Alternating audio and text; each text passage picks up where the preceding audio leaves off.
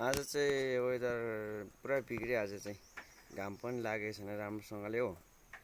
अन्त दिन पनि अलिक खराब खराब भइरहेछ।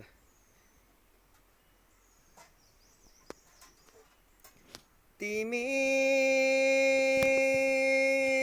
देखेर हिमाल हाँसेको, तिम्रो गीत सुनेर मुनालु नाचेको, तिम्रो जोवनलाई